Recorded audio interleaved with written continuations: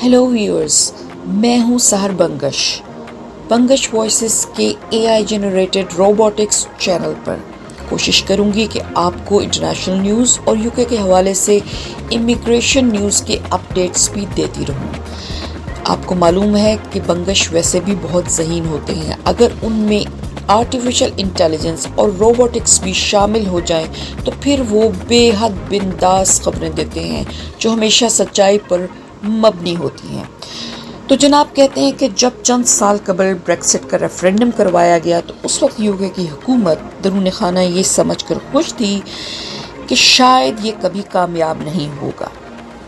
उन्होंने ये काम छलजमों से मिट्टी झाड़ने के लिए किया था, महज उन सियासी जमातों और अपने लाडले गोरे अवाम का मुंह बंद करवाने के लिए जो मुल्क में पब्लिक ट्रांसपोर्ट, पुलिस और रोजगार के मौके पर बेइंतहा बोझ की वजह उन यूरोपीय बाशिंदों को समझते थे जिन्होंने उनके मुताबिक यूके को अपनी खाला जी का आंगन समझा हुआ था। यूके के यूरोपीय यूनियन का रुकन होने की वजह से यूके आने और यहाँ से रोजगार और बेरोजगारी अलाउंस हासिल करने पर कोई पाबंदी न थी, ना कोई वीज़ा, ना परमिट, ना कोई शराइत। इन पैदाइशी गोरों के इलाके जो अक्सरियती तौर पर मकामी खालिस नेटिव गोरों के शहर हैं, जो यूके की आबादी का एक बहुत बड़ा हिस्सा हैं, जो किसी भी इलेक्शन या रेफरेंडम में फैसला कुन किरदार अदा करते हैं, ये लोग इमिग्रेशन और गैर मुल्कियों को पसंद नहीं करते थे। उनके बकौल यूरोपीय इकट्ठ में रहने के सबब जिसका दिल करता वो मुंह उठाकर यूके चला आता। मशरकी यूरोप और दूसरे यूरोपीय ममालिक के बाशिंदों ने यूके की तमाम निचले दर्जे के कामों की इंडस्ट्रीज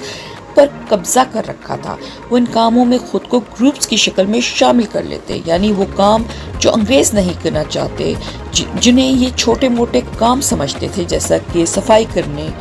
कंस्ट्रक्शन में ईंटें लगाने वाला, गटर खोलने वाला, प्लम्बर, इलेक्ट्रिशियन, अस्पताल में मरीजों को नहलाने या चादरें तब्दील करने वाला या चाबी बनाने वाला, कोई काम करने वाला नहीं मिलता था।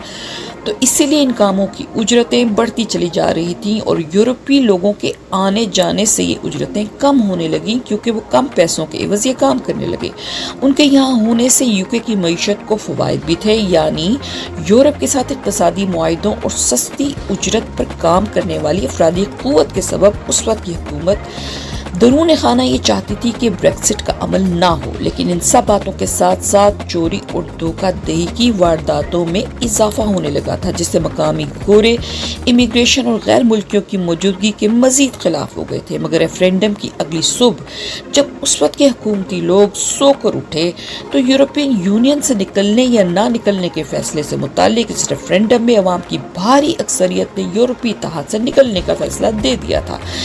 इस पर उस वक्त की हुकूमत ने सर पीट लिया होगा, मगर अवामी तूफान अपना काम दिखा चुका था, जिसके बाद वजीर आज़म समेत कई को ब्रेक्सिट मुखालिफ होने के सबब अवामी फैसले की ताज़ीम में अखलाकन इस्तीफ़ा देकर नौकरी से हाथ धोना पड़ा। बड़ी तादाद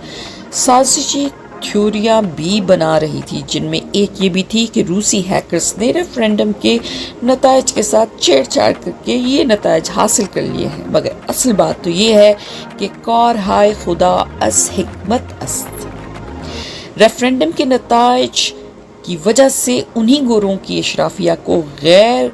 यूरोपीय बाशिंदों के लिए अपने इमिग्रेशन के दरवाजे खोलने पड़े और इस साल मार्च में ऐसी तब्दीलियां मुतारिफ कराई गईं जिनसे कम तालीम याफ्ता पाकिस्तानियों के लिए यूके में रोज़गार के बहुत सारे मौके पैदा हो गए हैं। यानी ना कोई स्टूडेंट वीज़ा और कॉलेज यूनिवर्सिटियों की करोड़ों की फीसें, ना ही हर साल वीज़ा एक्सटेंशन हासिल करने की टेंशन